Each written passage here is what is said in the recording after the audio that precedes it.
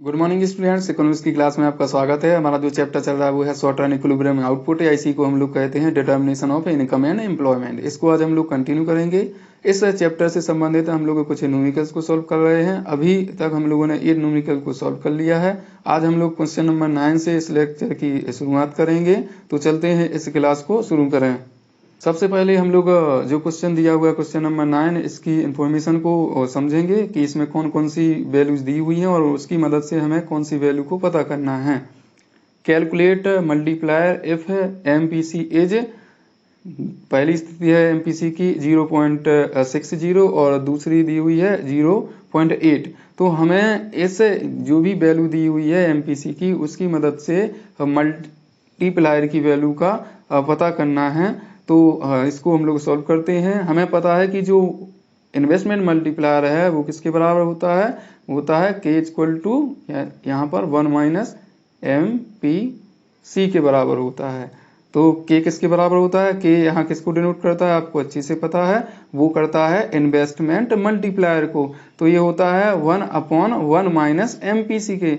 तो इस फॉर्मूले में हम लोग जो एमपीसी जहाँ लिखा हुआ है वहां पर एमपीसी की जो ये अलग अलग वैल्यू दी हुई है उनको रखेंगे। तो पहली हमें ये वैल्यू के इस वैल्यू पर हमें किसकी वैल्यू पता करना है? इन्वेस्टमेंट मल्टीप्लायर की वैल्यू पता करना है। तो चलते हैं इसको पता करें। यहाँ हो जाएगा के इक्वल टू 1/1 माइनस एमपीसी, और हम एमपीसी की जगह रख देंगे ये वाली वैल्यू। तो ये कितनी हो जाएगी?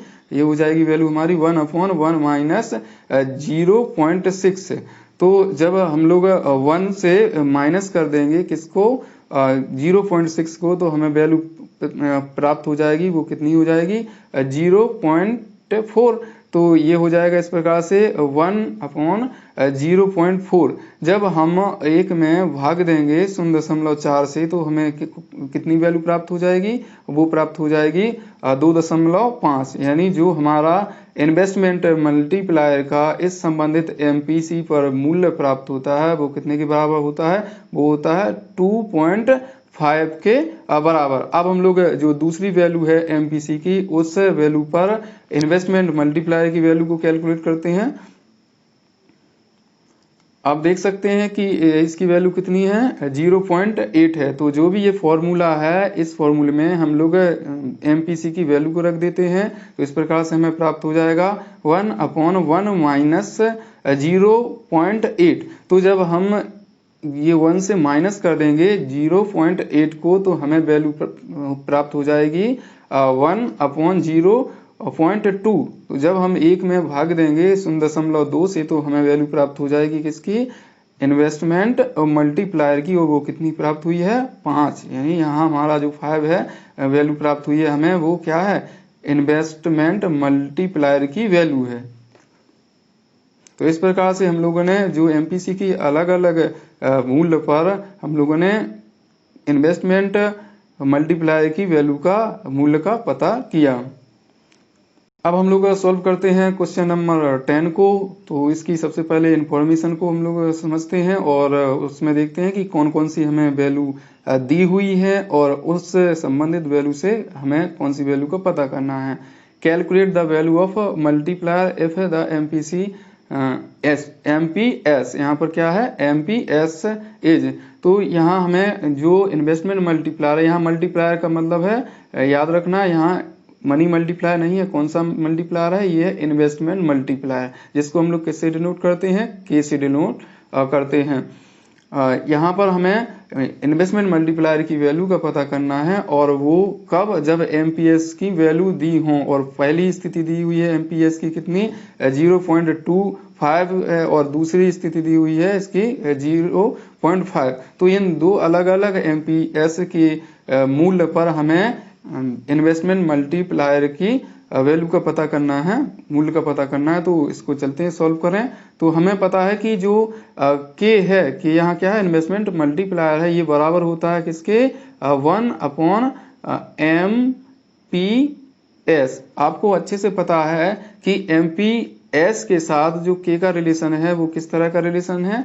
इनवर्स रिलेशन है। इसका मतलब होता है कि जब एमपीएस बढ़ता है तो के की वैल्यू क्या होती है? कम हो जाती है, और अगर एमपीएस घटता है तो के की वैल्यू क्या हो जाती है, बढ़ जाती है। तो इसकी विभिन्न मूल्यों पर हमें पता करना है, यानी यहाँ कितने मूल्य दिए हुए हैं, 2 मूल्य दिए हुए हैं एमपीएस के, उस पर इन्वेस्टमेंट मल्टीप्लायर की वैल्यू का पता करना है। तो जो भी ये फॉर्मूला है, इस फॉर्मूले में हम लोग क्या कर देंगे कि जो एमपीएस की पहली वैल्यू है, इस वैल्यू पर इन्वेस्टमेंट मल्टीप्लायर की वैल्यू का पता करते हैं। तो ये हो जाएगा हमारा 1/0.25।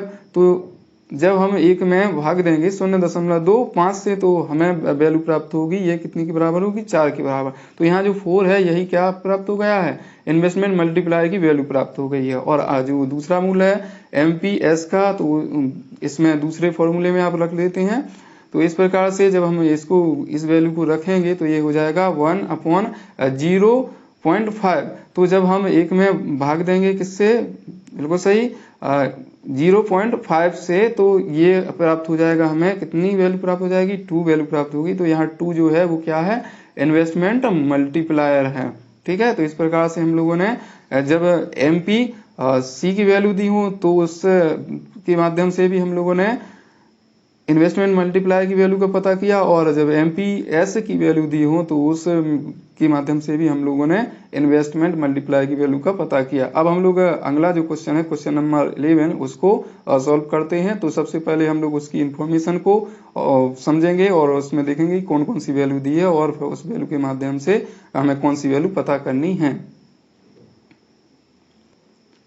How much additional income will be generated in an economy with additional investment of 500 crore रुपए when MPS is equal to 1/4।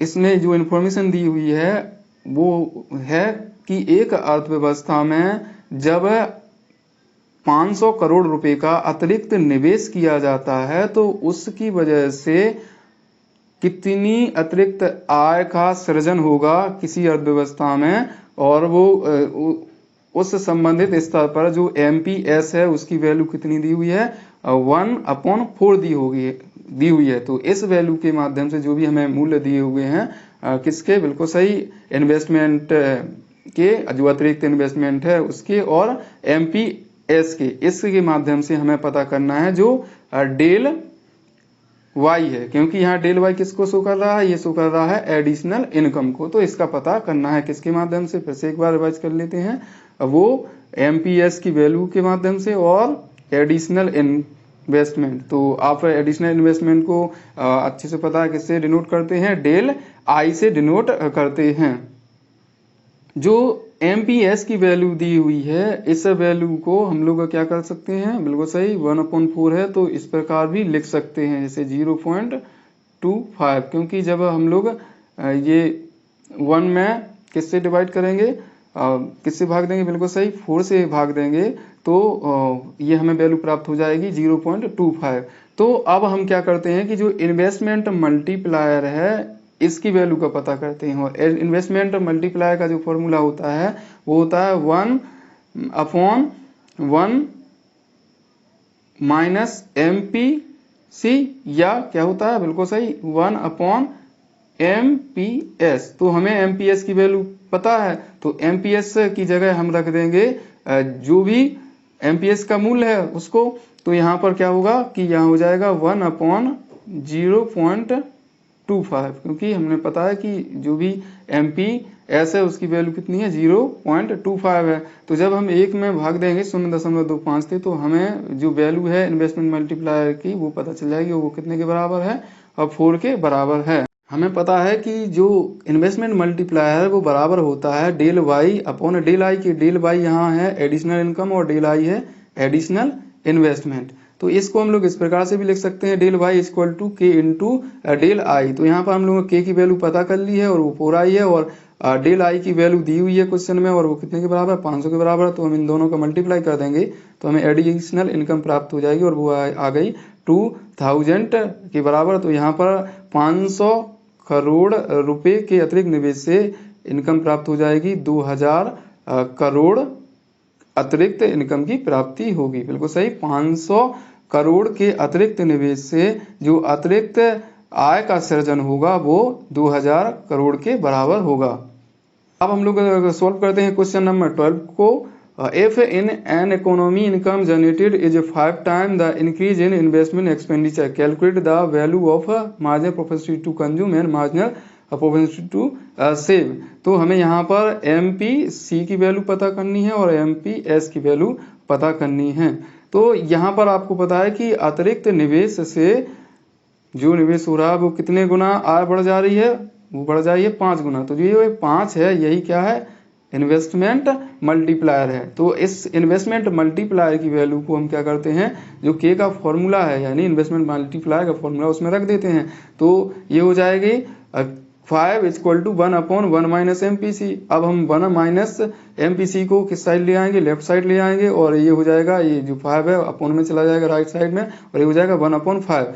तो 1 माइनस MPC इक्वल टू कितने के बराबर हो जाएगा, 0.2 के बराबर हो जाएगा, क्योंकि जब 1 में हम 5 से भाग देंगे तो प्राप्त होगी वैल्यू 0.2। अब इससे एक को क्या करेंगे हम लोग, राइट साइड कर देंगे, तो यहाँ हो जाएगी value MPC equal to 1 minus 0.2। तो जब 1 से कितने को माइनस किया, 0.2 को, तो हमें वैल्यू प्राप्त हो जाएगी MPC की, और ये आ जाएगी आपकी 0.8। अब हम क्या करेंगे, जो MPC की वैल्यू प्राप्त हो गई उसकी मदद से MPS की वैल्यू प्राप्त करेंगे। हमें अच्छे से पता है कि जो MPC और MPS का टोटल होता है कितना, 1 के बराबर। तो इसमें हमें MPC का पता है और किसके बारे में हमें पता करना है, MPS के बारे में पता करना है। तो हम क्या करेंगे, 1 से किसकी वैल्यू को माइनस कर देंगे, MPC की वैल्यू को माइनस कर देंगे, तो हमें MPS की वैल्यू पता चल जाएगी। तो यहाँ आप देख सकते हैं MPS इक्वल टू हो जाएगा 1 माइनस MPC। तो MPC की वैल्यू है आपकी 0.8। तो यहाँ 1 से जब हम माइनस करेंगे 0.8 को, तो हमें प्राप्त हो जाएगी MPS की वैल्यू, और वो प्राप्त हुई है 0.2। अब हम लोग सॉल्व करते हैं क्वेश्चन नंबर 13 को। In an economy, 80% of the increase in income is spent on consumption and investment is increased by 2000 crore रुपए। Calculate total increase in income, total increase in consumption, expenditure। तो यहाँ पर जो भी एक अर्थव्यवस्था है उसमें आय में वृद्धि जो होती है, उस वृद्धि का कितना परसेंट, बिल्कुल सही 80% क्या कर दिया जाता है, खर्च कर दिया जाता है। यानी डेल वाई का, डेल वाई ये अतिरिक्त इनकम है, और उसका 80% क्या हो रहा है, खर्च हो रहा है। ये डेल क्या है, कंजम्पशन है। ये डेल सी का मतलब है एडिशनल जो कंजम्पशन है वो। तो यहाँ पर ये दिया गया है कि अगर उस अर्थव्यवस्था में 2000 करोड़ रुपए के बराबर क्या हो रहा है, निवेश में वृद्धि हो रही, तो उसकी वजह से जो आय में वृद्धि होगी वो कितनी होगी, और इसी के साथ साथ जो कंजम्पशन में इंक्रीज होगा वो कितना होगा, उसका हमें पता लगाना है। सबसे पहले हम लोग टोटल इंक्रीज इन इनकम को पता करते हैं कि कितना आय में वृद्धि हुई है उस अतिरिक्त निवेश से। तो यहाँ पर हमें ये पता है कि MPC बराबर होती है del C upon del Y के। तो यहाँ जो डेल C है वो कितने परसेंट है, 80%, और यहाँ पर 100% इनकम अगर मान लो इंक्रीज हो रही तो उसका 80% क्या हो रहा है, खर्च हो रहा है। तो इस प्रकार से कि जो MPC की वैल्यू है वो हमें प्राप्त हो जाएगी, और वो हो गई है 0.80। अब हम क्या करते हैं कि जो MPC की वैल्यू है उस वैल्यू को जो इन्वेस्टमेंट मल्टीप्लायर है उसमें रख देते हैं। तो यहाँ पर MPC की जगह 0.80 रख देंगे, तो हमें प्राप्त हो जाएगा 1/1 माइनस 0.80। तो जब हम 1 से माइनस कर देंगे 0.80 को, तो हमें प्राप्त हो जाएगा 0.20। तो जब हम 1 में भाग देंगे 0.20 से, तो हमें इन्वेस्टमेंट मल्टीप्लायर की वैल्यू पता चल जाएगी, और वो है 5 के बराबर। हमें ये भी पता है कि जो इन्वेस्टमेंट मल्टीप्लायर है वो बराबर होता है किसके, del Y upon del I के। तो इसको हम इस प्रकार से भी लिख सकते हैं, डेल वाई इक्वल टू के इंटू डेल आई। तो यहाँ पर के की वैल्यू हम लोगों ने पता कर ली, और जो इन्वेस्टमेंट एडिशनल इन्वेस्टमेंट उसकी वैल्यू हमारे क्वेश्चन में ही दी हुई है, तो इन दोनों की वैल्यू को हम रख देते हैं इस फॉर्मूले में। तो 5 ये हो जाएगा इंटू कितना 2000। तो यहाँ पर जो डेल वाई है यानी अतिरिक्त आय कितनी प्राप्त हुई उसकी का पता चल जाएगा, और वो प्राप्त हुई है 10,000 के बराबर, यानी 10,000 करोड़ रुपए के बराबर हमें आय प्राप्त हो गई है। अब हम लोग पता करते हैं किसको, इंक्रीज इन कंजम्पशन एक्सपेंडिचर को, कि जो इस निवेश, अतिरिक्त निवेश से जो उपभोग में वृद्धि हुई है, खर्च में वृद्धि हुई, वो कितने के बराबर हुआ है। तो देख लेते हैं उपभोग का जो खर्च है, MPC equal to del C upon del Y, ये हमें पता है, ठीक है। तो हम इसको कैसे लिख सकते हैं, बिल्कुल सही, ये वाली वैल्यू आगे रख देंगे तो डेल सी इक्वल टू हो जाएगा MPC इंटू डेल वाई। तो अब क्या करेंगे कि यहाँ पर MPC की वैल्यू को रख देते हैं और किसकी वैल्यू को रखते हैं, बिल्कुल सही, डेल वाई की। तो डेल वाई की वैल्यू हम लोगों ने पता कर लिया और MPC की वैल्यू आपको जो एडिशनल इन्वेस्टमेंट से एडिशनल उस इकोनॉमी में क्या हो रहा है, इनकम जनरेट हो रहा है, तो उस एडिशनल इनकम का कितना % खर्च किया जा रहा है उसको आप हम लोगों को पता है, वो 80%। तो उसका MPC कितना प्राप्त हुआ था, 0.8। तो इसका इन दोनों का मल्टीप्लायर होगा तो हमें पता चल जाएगा जो कंजम्पशन में वृद्धि हो रही है, जो उपभोग में वृद्धि हो रही है, उसकी वैल्यू पता चल जाएगी और वो हो रही है 8,000 करोड़ रुपए के बराबर। तो इस प्रकार से हम लोगों ने ये दोनों वैल्यू पता कर ली। अब हम लोग सॉल्व करते हैं क्वेश्चन नंबर 14 को। इन an economy the autonomous consumption is 250 crore रुपए and marginal propensity to consume is 0.75 if the equilibrium level of income is 5,000 crore rupee, then the autonomous investment is 900 crore rupee, it is correct, justify your answer. तो इस question में जानकारी दी गई है कि एक अर्थव्यवस्था में जो ऑटोनोमस कंजम्पशन है वो है 250 करोड़ रुपए के बराबर और उस संबंधित इकोनॉमी की जो MPC है वो है 0.75 के बराबर। और जो संतुलन है इकोनॉमी में, आपको पता है संतुलन का मतलब होता है AD जब किसके बराबर हो, AS के बराबर हो। तो ऐसी संतुलन की स्थिति में जो इनकम प्राप्त हो रही है उस इकोनॉमी की, वो कितने के बराबर हो रही है, 5,000 करोड़ के बराबर। तो इस संबंधित जानकारी के आधार पर यह पूछा गया है कि क्या उस इकोनॉमी में जो ऑटोनोमस इन्वेस्टमेंट है वो 900 करोड़ के बराबर है, ये सही है कि गलत है। तो आपको इस जो भी आंसर देना है उसको क्या करना है, प्रूव करना है, उसको जस्टिफिकेशन देना है। तो यहाँ आप जो भी लिख रहे हैं, मान लीजिए आपने क्या किया कि आपने कह दिया कि नहीं ये सही नहीं है, तो ऐसी स्थिति में आप इसको सॉल्व करेंगे और जो वैल्यू प्राप्त होगी उसको लिखेंगे कि हाँ जो भी वैल्यू इसमें दी है 900 करोड़ उसके बराबर जो भी हमारी वैल्यू आ रही है वो नहीं है। इस प्रकार से आप उसको क्या कर देंगे, प्रूव कर देंगे। तो हम लोग सॉल्व करते हैं।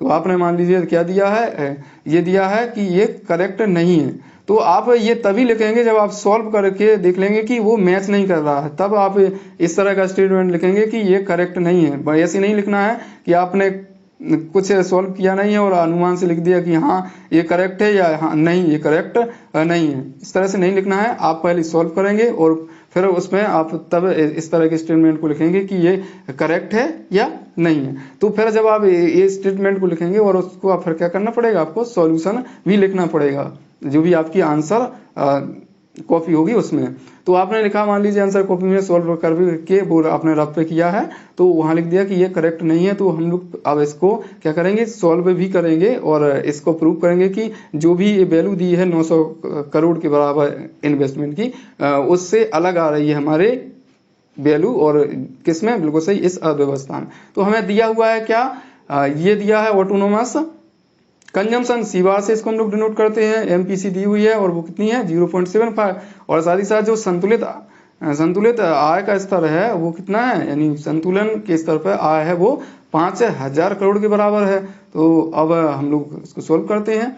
एट द इक्विलिब्रियम लेवल, हमें पता है कि जो जब संतुलन का स्तर प्राप्त होता है तो ऐसी स्थिति में जो इनकम है वो किसके बराबर होती है, AD के बराबर होती है। तो AD ही के कंपोनेंट कौन कौन से होते हैं, C+I होते हैं। और इस मॉडल में हम लोगों ने जो भी इन्वेस्टमेंट लिया हुआ है वो है ऑटोनोमस इन्वेस्टमेंट। तो यहाँ पर हो जाएगा Y किसके बराबर, C+I बार के बराबर हो जाएगी। और अब हम क्या करेंगे कि जो C है, C की जगह जो कंजम्पशन फंक्शन होता है उसका जो समीकरण होता है उसके इक्वेशन को रख देते हैं। तो ये होता है, बिल्कुल सही, आपको पता है C बार प्लस BY, ये होता है ना। तो B ही यहाँ क्या होती है, MPC होती है। तो इस प्रकार से ये रख दिया और ये हमारे जो I बार है वो वैसे की वैसे रख देंगे, उसको प्लस कर देंगे। तो यहाँ पर हमें पता है क्या, बिल्कुल सही, ये इनकम और यहाँ पर हमें ऑटोनोमस कंजम्पशन के बारे में भी पता है और एमपीसी के बारे में भी पता है और यहाँ पर इनकम जो है उसके बारे में पता है। और यहाँ पर हमें क्या पता करना है, बिल्कुल सही, इन जो ऑटोनोमस इन्वेस्टमेंट है उसको पता करना है। तो हम क्या करेंगे, ये वैल्यू रख दी। अब इसको क्या करेंगे, इस यहाँ पर क्या है प्लस आई बार है, याद रखेंगे। और अब हम क्या करेंगे, इन वैल्यू इसका जब मल्टीप्लाई करेंगे तो हमें प्राप्त हो जाएगा ये 3750 यानी 3750 के बराबर प्राप्त हो जाएगा। और इन दोनों को जोड़ देंगे तो हमें प्राप्त हो जाएगा ये कितने के बराबर, 4000 के बराबर। अब हमें आई बार का पता करना है, ऑटोनोमस इन्वेस्टमेंट को जानना है। तो हम 5000 जो इनकम है उसमें से किसको माइनस कर देंगे, वो कर देंगे, देखो सही, इस वैल्यू को माइनस कर देंगे। और ये वैल्यू किसकी है, कंजम्पशन की वैल्यू है, ठीक है।